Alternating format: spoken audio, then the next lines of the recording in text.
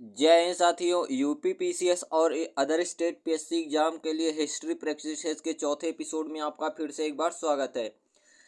जैसा कि आपको पता है कि इस श्रृंखला में हिस्ट्री की प्रैक्टिस सेट जो है चैप्टर वाइज चल रहा है। इससे पहले हमने जो है इतिहास के जो स्रोत हैं और हड़प्पा सभ्यता है और आपका प्राग ऐतिहासिक काल है, इसको हमने कवर कर लिया है। ठीक है, तो चलिए आज का क्वेश्चन स्टार्ट करते हैं, जो कि आपका वैदिक सभ्यता से होगा।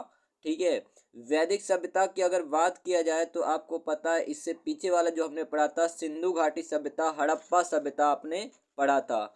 और लास्ट में ये देखिए कुछ लोगों का मत था, जैसे व्हीलर ने कहा कि भाई हड़प्पा सभ्यता का जो अंत हो गया वो वैदिक आर्यों के आक्रमण से हो गया। कुछ लोगों का मानना कि भाई बाढ़ से उसका अंत हो गया। ठीक है, जो भी हो, लेकिन सबसे सटीक माना जाता है उसका अंत जो है सिंधु घाटी सभ्यता का अंत बाढ़ माना जाता है। ठीक है, इसी सिंधु घाटी सभ्यता के बाद जो आता है वैदिक सभ्यता आता है। ठीक है भाई, सिंधु घाटी सभ्यता की जब खोज नहीं हुई थी तो वैदिक सभ्यता को ही सबसे प्राचीन सभ्यता मानी जाती थी, परंतु जब इसकी खोज हो गई तो भाई सबसे पुराने किसे मानी जाए तो हड़प्पा सिंधु घाटी सभ्यता। ठीक है, तो चलिए आज का क्वेश्चन स्टार्ट करते हैं, ध्यान देना। अगर वैदिक सभ्यता की बात करें तो इसको दो भागों में बांटा गया है। ठीक है, वैदिक सभ्यता 1500 से लेकर के 600 बीसी तक इसका कार्यकाल माना जाता है, जिसमें 1500 से लेकर 1000 तक ऋग्वैदिक काल यानी कि पूर्व वैदिक काल और 1000 से लेकर 600 तक उत्तर वैदिक काल माना जाता है। ठीक है, चलिए तो पहला क्वेश्चन इन्होंने कहा है कि भाई ऋग्वेद की रचना कहाँ हुई है। ऋग्वेद की रचना कहाँ हुई है, तो याद रखिएगा जो ऋग्वेद की रचना हुई है ये हुई है सप्त सैंधो प्रदेश में। सप्त सैंधो प्रदेश में। अब सप्त सैंधो प्रदेश का मतलब हो गया जो 7 नदियाँ थी, सिंधु, रावी, चिनाब, झेलम, सतलुज। ठीक है, ये जो 7 नदियाँ थी इन्हीं के मतलब क्या होता है क्षेत्र में, प्रदेश में जो है क्या हुआ था तो इनका रचना हुआ था, किसका, ऋग्वेद का। ठीक है, इसको याद रखिएगा। ठीक है, बढ़िया से याद रखिएगा। तो पहले का आपका कौन सा हो जाएगा, आपका डी वाला सही हो जाएगा। क्या हो जाएगा, पहले का डी वाला सही हो जाएगा। तो चलिए इसके बाद हम लोग चलते हैं प्रश्न संख्या 2 की बात करते हैं। ठीक है, किसकी बात करते हैं, प्रश्न संख्या 2 की। 2 में इन्होंने कहा कि भाई ऋग्वैदिक आर्य किसकी पूजा करते थे। ऋग्वैदिक आर्य किसकी पूजा करते थे, तो याद रखिएगा ये लोग प्रमुख रूप से प्रकृति की उपासना करते थे। ठीक है, किसकी उपासना करते थे, प्रकृति की उपासना करते थे। ठीक है, चलिए आगे अगर बात करते हैं प्रश्न संख्या 3 की बात करते हैं। तो 3 में इन्होंने क्या कहा कि भाई वर्ण व्यवस्था का सर्वप्रथम विवरण कहाँ से प्राप्त होता है। तो वर्ण व्यवस्था की अगर बात करें जिसमें ब्राह्मण, क्षत्रिय, वैश्य, शूद्र, तो भाई ये ऋग्वेद के 10वें मंडल में सर्वप्रथम प्राप्त होता है। ठीक है, ऋग्वेद के 10वें मंडल में सर्वप्रथम प्राप्त होता है, जिसमें 4 प्रकार के वर्ण ब्राह्मण, क्षत्रिय, वैश्य, शूद्र और पुरुष सूक्त के बारे में बताया गया है। ठीक है, तो आप लोग याद रखिएगा 3 का हो जाएगा आपका ए वाला सही हो जाएगा। भाई महाभारत क्या है, तो महाकाव्य है। ठीक है, इसकी रचना किसने किया, तो वेद व्यास ने किया था। चलिए प्रश्न संख्या 4 की बात करोगे, उपनिषदों का मुख्य प्रतिपाद्य क्या रहा है। तो अगर बात करें उपनिषदों का मुख्य प्रतिपाद्य क्या रहा है, तो भाई याद रखिएगा दार्शनिक विवेचना रहा है केवल। ठीक है, 4 का आपका हो जाएगा बी वाला सही हो जाएगा। चलिए प्रश्न संख्या 5 की बात किया जाए। 5 में इन्होंने क्या कहा, तिलक आर्यों का मूल स्थान क्या मानते हैं, यानी कि जो बाल गंगाधर तिलक हैं वो आर्यों का मूल स्थान क्या मानते हैं। तो उन्होंने जो आर्यों का मूल स्थान माना है वो आर्कटिक प्रदेश माना है। कहाँ माना है, आर्कटिक प्रदेश माना है। तो 5 का आपका हो जाएगा ए वाला सही हो जाएगा। चलिए प्रश्न संख्या 6 की बात करोगे तो यहाँ पे पूछा इन्होंने कि वेद शब्द का अर्थ क्या है। वेद शब्द का जो अर्थ होता है वो ज्ञान होता है। क्या होता है, ज्ञान। वेद का मतलब ज्ञान। ठीक है, तो 6 का आपका हो जाएगा ए। 7 नंबर प्रश्न की बात करोगे, पुराणों की संख्या कितनी है। पुराणों की संख्या कितनी है, तो याद रखिएगा 18 है। कितना है, 18 पुराण है। 108 क्या होता है, तो उपनिषद होते हैं। ठीक है, 18 पुराण कौन कौन से? तो भाई मत्स्य पुराण, कुरुम्र पुराण, वराह पुराण, नरसिंह पुराण, अग्नि पुराण, वायु पुराण, ठीक है, ब्रह्म पुराण, भविष्य पुराण, ठीक है। तो बहुत सारे कितने 18 पुराण है और 108 क्या होते हैं? उपनिषद। 7 का याद रखिएगा, आपका कौन सा हो जाएगा? डी वाला सही हो जाएगा। चलिए प्रश्न संख्या 8 की बात करोगे अगर आप, तो 8 में इन्होंने कहा आर्य और अनार्य युद्ध का वर्णन किसमें मिलता है? आर्य और अनार्य युद्ध का वर्णन किसमें मिलता है? तो याद रखिएगा वेदों में मिलता है। किसमें मिलता है? वेदों में मिलता है, ठीक है, और वो भी किसमें? ऋग्वेद में। तो 8 का आपका हो जाएगा कौन सा? ए वाला सही हो जाएगा। 9 की बात करें तो भाई ऋग्वेद में कुल सूक्तों की संख्या कितनी है? कुल कितने सूत्र हैं? तो 1028 सूत्र हैं। और ऋग्वेद में कितने मंडल हैं? तो आप कहोगे 10 मंडल हैं। और 10वें मंडल में क्या बताया गया? पुरुष सूक्तों के बारे में और वर्णों के बारे में बताया गया, ब्राह्मण, क्षत्रिय, वैश्य और शूद्र। 10 नंबर प्रश्न की बात करते हैं तो 10 नंबर में इन्होंने क्या कहा? ध्यान देना। तो 10 नंबर में इन्होंने कहा पूर्व वैदिक काल में, पूर्व वैदिक काल यानी कि ऋग्वैदिक काल में राजा पर नियंत्रण किसका होता था? तो राजा पर जो नियंत्रण होता था सभा और समिति, ठीक है, और सभा और समिति को प्रजापति की 2 पुत्रियां बताया गया है। तो 10 का आपका हो जाएगा ए वाला सही हो जाएगा। आगे बात करते हैं प्रश्न संख्या 11 की। तो 11 में इन्होंने कहा उत्तर वैदिक काल में विभाजन का आधार क्या था? तो देखिए ऋग्वैदिक काल जो आपका था यानी कि पूर्व वैदिक काल, उसमें तो भाई जन्म के आधार पे था, परंतु उत्तर वैदिक काल आते आते वहां पे जो विभाजन होने लगा वो वर्ण के आधार पे होने लगा, ठीक है, जैसे ब्राह्मण, क्षत्रिय, वैश्य, शूद्र, ठीक है, इसके आधार पे। ए वाला आपका हो जाएगा सही। प्रश्न संख्या 12 की बात करोगे तो भाई इन्होंने कहा कि भाई उत्तर वैदिक काल में धार्मिक क्रियाओं में मुख्य क्या था? उत्तर वैदिक काल में धार्मिक क्रियाओं का मुख्य क्या था? तो याद रखिएगा 12 का आपका हो जाएगा सी, कर्म कांड था, ठीक है, क्या था? कर्म कांड था। तो 12 का कौन सा हो जाएगा आपका? सी वाला सही हो जाएगा। चलिए प्रश्न संख्या 13 की बात करते हैं तो 13 में इन्होंने क्या कहा? आर्यों का मूल स्थान क्या है? तो आर्यों का मूल स्थान है मध्य एशिया। मध्य एशिया या इसी को कहा जाता है, इसी को क्या कहा जाता है? ध्यान दीजिएगा, इसी को कहा जाता है एशिया माइनर कहा जाता है, ठीक है, क्या कहा जाता है? एशिया माइनर कहा जाता है, ठीक है, क्या कहा जाता है? Asia minor. और किसने बताया? तो मैक्स मूलर। मैक्स मूलर ये जर्मन के विद्वान थे। कौन? Max Muller. जर्मन विद्वान मैक्स मूलर ने आर्यों का मूल स्थान मध्य एशिया में बैक्ट्रिया को माना है, ठीक है, याद रखिएगा। आगे हम लोग बात करते हैं तो यहाँ पे बी सही हो जाएगा 13 का। आगे अगर बात करें 14 वाला प्रश्न संख्या 14, वैदिक सभ्यता की क्या विशेषता नहीं थी? तो वैदिक सभ्यता की क्या विशेषता नहीं थी? तो नगरीय जीवन, ठीक है, क्योंकि भाई इन्होंने जो वैदिक सभ्यता से पहले हड़प्पा सभ्यता वहां पे नगरीय जीवन था, उसका विनाश हुआ, उसके बाद क्या आया था? वैदिक सभ्यता आया और यहाँ पे नगरीय जीवन नहीं था। तो 14 का आपका कौन सा हो जाएगा? बी वाला सही हो जाएगा। आगे बात करते हैं प्रश्न संख्या 15 की बात करते हैं। मैक्स मूलर नामक विद्वान किस लिए फेमस है? तो भाई जो मैक्स मूलर नामक विद्वान है ये किस लिए फेमस है? तो याद रखिएगा वेदों के अध्ययन, और इन्होंने ही बताया था आर्यों का मूल स्थान क्या है? मध्य एशिया या एशिया माइनर है, ठीक है।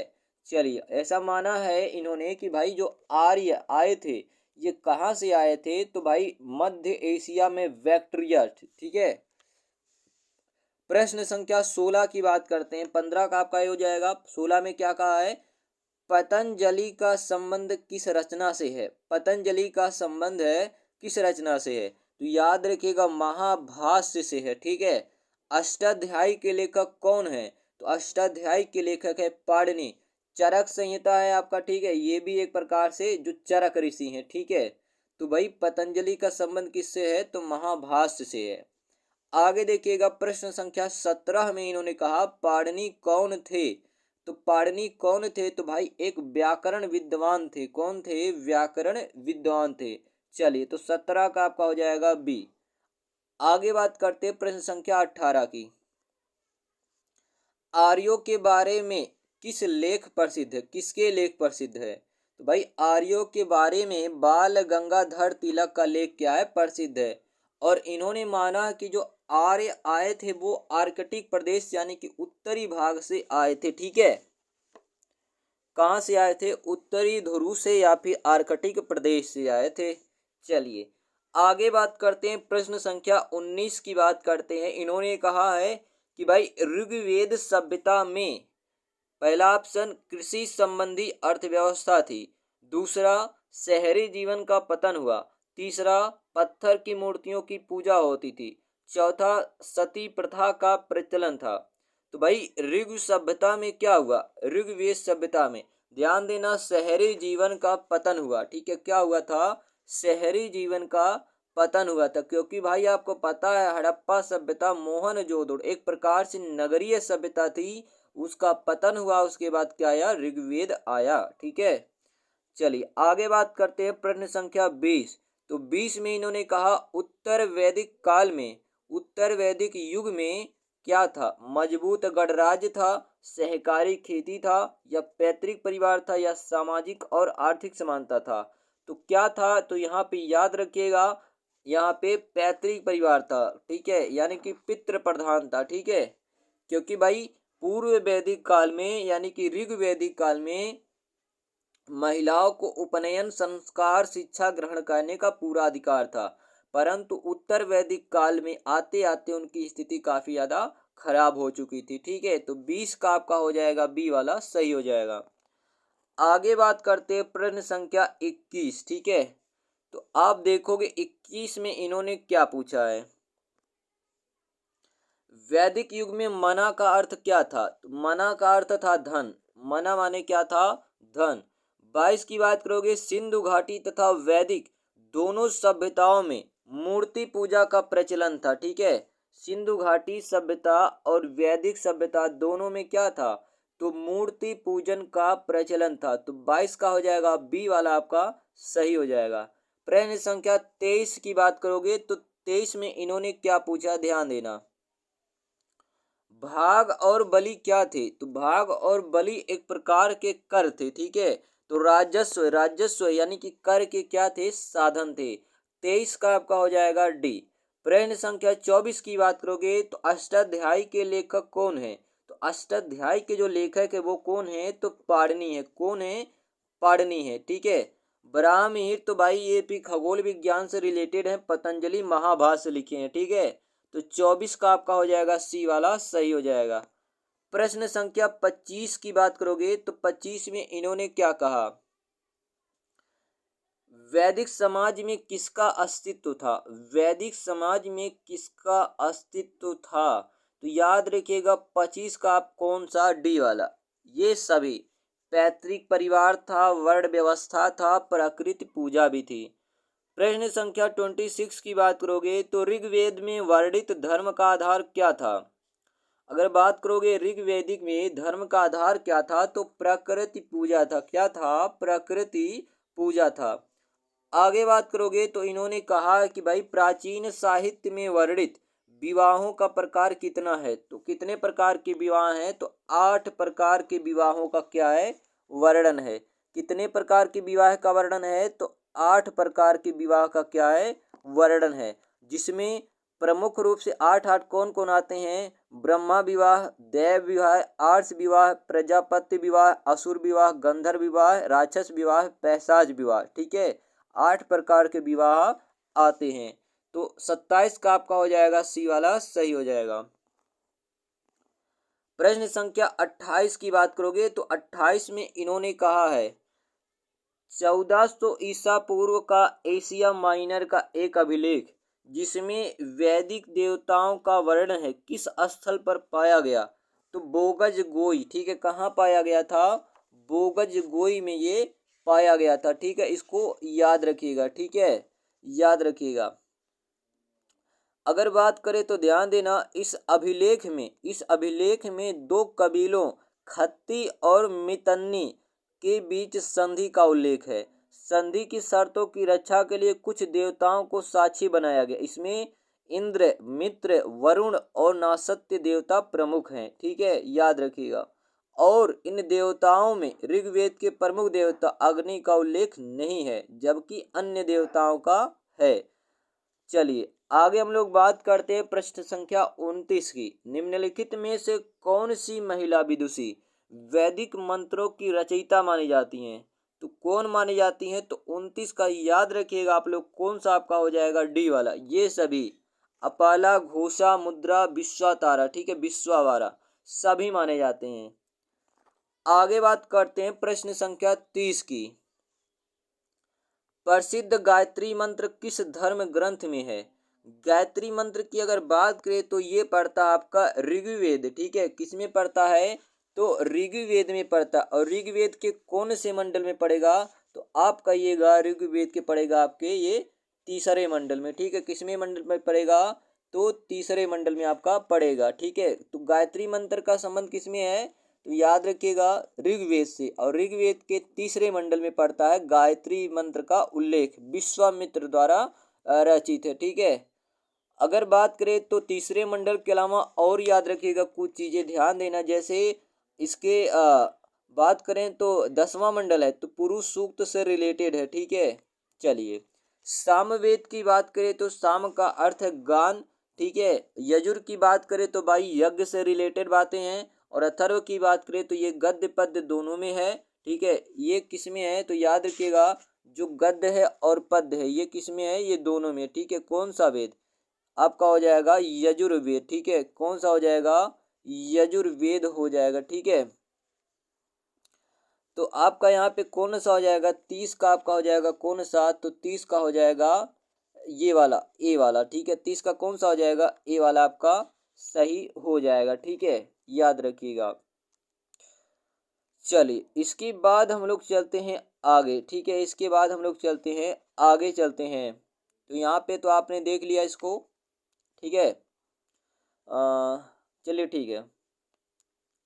जो सॉरी सॉरी सॉरी ये याद रखिएगा जो यजुर्वेद है, यजुर्वेद आपका क्या है? गद्य एवं पद्य दोनों में है। ठीक है, इसमें लगभग 40 अध्याय विभाजित हैं और ये गद्य और पद्य में दोनों है। यजुर्वेद के 2 पार्ट भी है, शुक्ल यजुर्वेद और कृष्ण यजुर्वेद।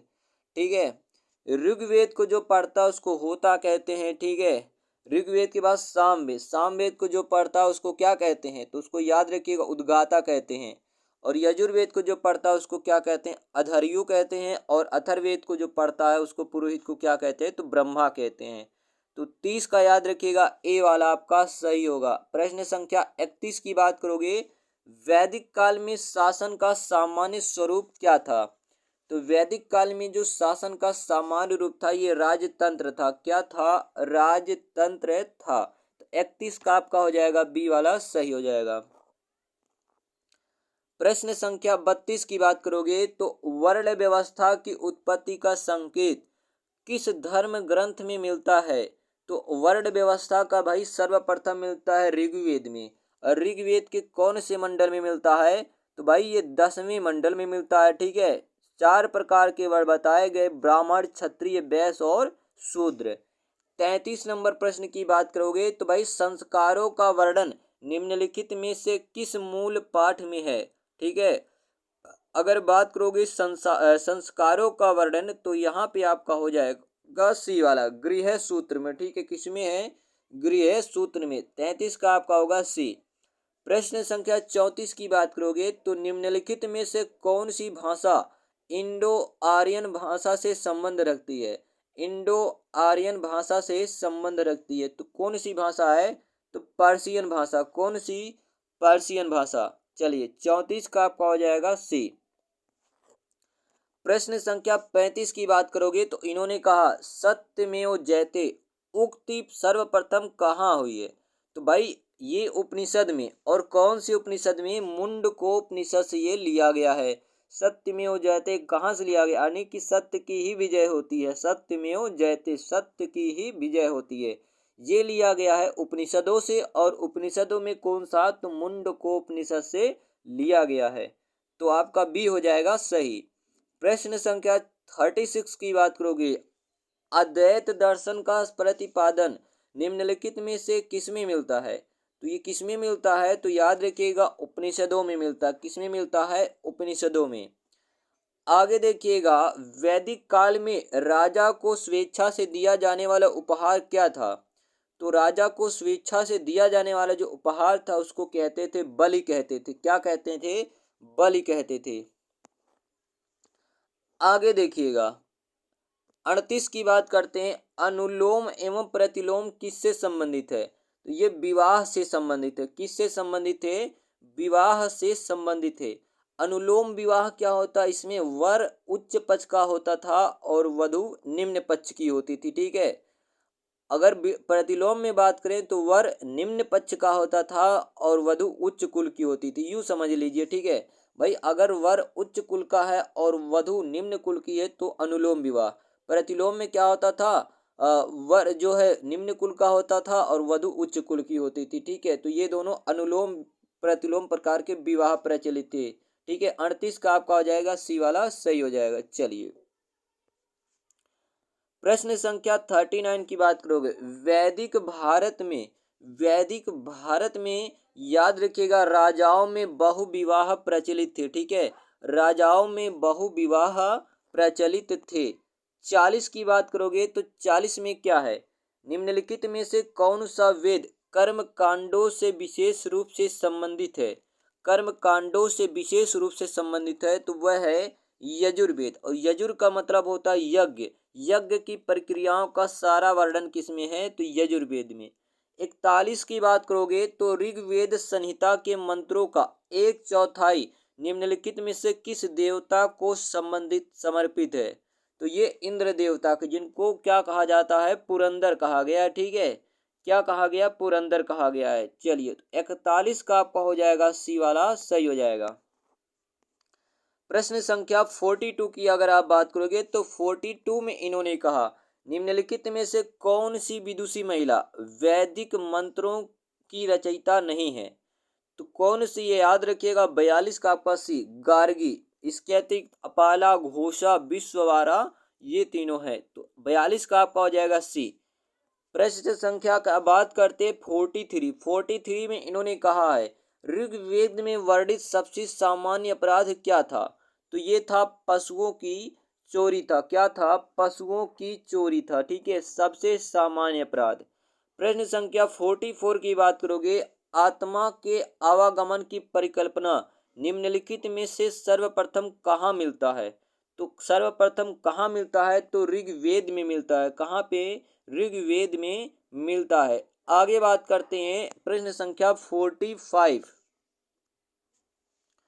बोगज गोई अभिलेख में किन वैदिक देवताओं का उल्लेख मिलता है। तो बोगज गोई अगर अभिलेख की बात करोगे तो ध्यान दीजिएगा, एशिया माइनर। ठीक है, बोगज गोई अभिलेख की बात करोगे तो पश्चिमी एशिया या एशिया माइनर में स्थित था ये। ठीक है, 1400 BC का अभिलेख है। इस अभिलेख में याद रखना दो कबीलों खत्ती और मितन्नी के बीच संधि का उल्लेख है। संधि की शर्तों के अनुसार कुछ देवताओं को साक्षी बनाया गया था, जिसमें इंद्र, मित्र, वरुण, नासत्य प्रमुख थे। ठीक है, इंद्र, मित्र, वरुण और नासत्य, यानी कि 45 का आपका हो जाएगा बी वाला सही हो जाएगा। ठीक है, चलिए प्रश्न संख्या 46 में कहा, किस संहिता को ब्रह्मा वेद कहा गया है। किसको ब्रह्मा वेद कहा गया है, तो 46 का आपका हो जाएगा डी, अथर्वा वेद को। ठीक है, अथर्वा वेद को ही क्या कहा जाता है, ब्रह्मा वेद कहा जाता है। आगे देखिएगा प्रश्न संख्या 47, दशराग युद्ध किस नदी के तट पर लड़ा गया था। तो दशराग जो युद्ध था ये किस नदी के तट पर लड़ा गया था। तो 47 का होगा बी, परशुड़ी नदी के तट पर लड़ा गया था। ठीक है, चलिए तो यहाँ पे आपका हो जाएगा 47 का बी वाला सही हो जाएगा। 48 की बात करेंगे तो भाई इन्होंने कहा कि भारतीय जाति व्यवस्था अपने श्रेष्ठ स्वरूप में मानी जाती है। तो अपने श्रेष्ठ स्वरूप में मानी जाती है कार्यों का विभाजन में। ठीक है, कार्यों का विभाजन में। चलिए आगे बात करते हैं प्रश्न संख्या, बात करते हैं 49 की। ठीक है, तो 49 में इन्होंने कहा है वेदांग की कुल संख्या कितनी है। तो ये 6 है, वेद कितने हैं? 4। ऋग्वेद, सामवेद, यजुर्वेद, अथर्ववेद। वेदांग कितने होते? तो 6। शिक्षा, कल्प, व्याकरण, निरुक्त, छंद, ज्योतिष। ठीक है, तो 49 का आपका हो जाएगा डी। आगे बात करते हैं, प्रश्न संख्या 50 की बात करते हैं। साम ग्रंथ है, साम ग्रंथ कैसा? तो याद रखिएगा 50 का आपका हो जाएगा ए वाला, मंत्रों का है। ठीक है, साम ग्रंथ किसका है? तो मंत्रों का है। 50 का हो जाएगा ए। 51 की बात करोगे तो सुदास के विरुद्ध 10 राजाओं का युद्ध किसके नेतृत्व में लड़ा गया? भाई किसके नेतृत्व में लड़ा गया? सुदास के विरुद्ध, जिसको 10 राग युद्ध भी कहा जाता है। तो भाई विश्वामित्र के नेतृत्व में लड़ा गया था। ठीक है, तो 51 का आपका हो जाएगा कौन सा? बी वाला सही हो जाएगा। आज के लास्ट क्वेश्चन बात करते हैं 52। ऋग्वेद का एक संपूर्ण मंडल निम्नलिखित में से किस एक को समर्पित सूक्तों का संग्रह है? तो किसको समर्पित सूक्तों का संग्रह है? तो भाई ये जो सोम देवता, ठीक है, सोम देवता को समर्पित है। ठीक है, तो यहाँ पे आपका मोस्ट इंपॉर्टेंट 52 क्वेश्चन कंप्लीट होता है। आई होप आपको वीडियो पसंद आया होगा। वीडियो पसंद आए तो वीडियो को लाइक करना, चैनल को सब्सक्राइब एवं शेयर करना ना भूले। स्वस्थ रहें, स्वच्छ रहें, मिलते हैं अगले वीडियो में, तब तक के लिए धन्यवाद। और हाँ, अगला जो आपका वीडियो आएगा वो आएगा संगम युग यानी कि चेर, चोल और पांड्य के ऊपर। चलिए, धन्यवाद।